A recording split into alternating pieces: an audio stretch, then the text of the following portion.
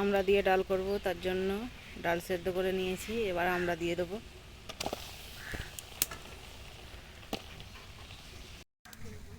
ডালের মধ্যে আমরা সেদ্ধ হয়ে গেছে, আমরা তুলে নিয়েছি। এভাবে গুলে নেব।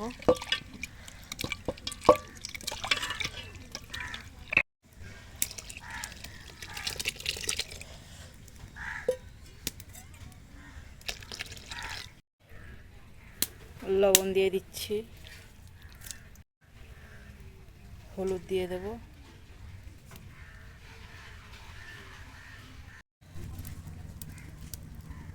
ডালটা ফোড়নের জন্য ঢেলে নেব। তেল গরম হয়ে গেছে, সর্ষে শুকনো লঙ্কা দিয়ে দেবো। ভাজা হয়ে গেছে, এবার ডাল ঢেলে দেবো।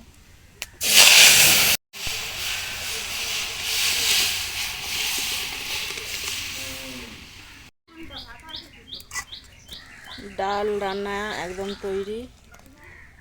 রান্না কেমন লাগলো কমেন্টে জানাবেন।